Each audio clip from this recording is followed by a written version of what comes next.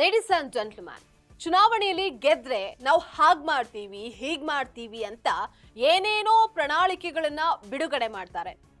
But Assam ಮುಖ್ಯಮಂತ್ರಿ ಹೇಮಂತ್ ಬಿಸ್ವಾ ಶರ್ಮಾ ಒಂದು ವಿಶೇಷವಾದ ಪ್ರಣಾಳಿಕೆಯನ್ನ ಬಿಡುಗಡೆ ಮಾಡಿದ್ದಾರೆ.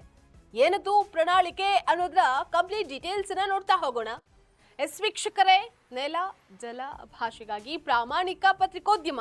ನೀವು ನೋಡ್ತಾ ಇದ್ದೀರಾ ಫೋಕಸ್ ಟಿವಿ. ನಾನು ನಿಶ್ಚಿತ.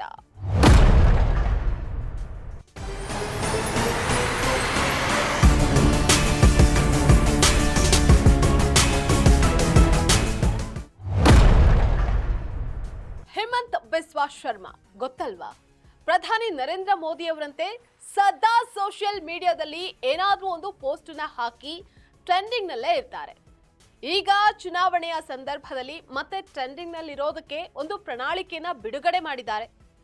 ರಾಜ್ಯದಲ್ಲಿ ಬಿಜೆಪಿ ಮತ್ತೆ ಅಧಿಕಾರಕ್ಕೆ ಬಂದ್ರೆ 3 ತಿಂಗಳಲ್ಲಿ ಏಕರೂಪ ನಾಗರಿಕ ಸಂಹಿತೆ UCC ಜಾರಿಗೆ ತರಲಾಗುತ್ತೆ ಅಂತ ಹೇಳಿದ್ದಾರೆ.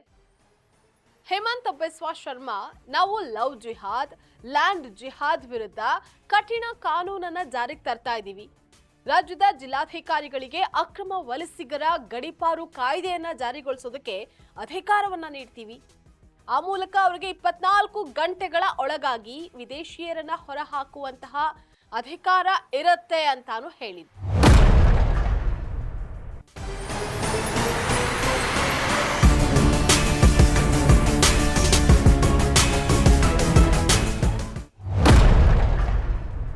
ಅಸ್ಸಾಂ ಮುಖ್ಯಮಂತ್ರಿಗಳ ಈ ಪ್ರಣಾಳಿಕೆ ನೋಡಿದಾಗ ಒಂದು ಪ್ರಶ್ನೆ ಬರುತ್ತೆ.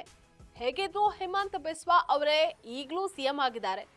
ಈ 5 ವರ್ಷಗಳಲ್ಲೇ UCC ಜಾರಿಗೊಳಿಸಬಹುದಾಗಿತ್ತಲ್ವಾ? ಯಾಕೆ ಜಾರಿಗೊಳಿಸಲಿಲ್ಲ? UCC ಜಾರಿಗೊಳಿಸಬೇಕು ಅನ್ನೋದು ಈ ಬಾರಿ ಚುನಾವಣೆಯಲ್ಲೇ ನೆನಪಾಯ್ತಾ ಹಾಗಿದ್ರೆ ಅವ್ರಿಗೆ?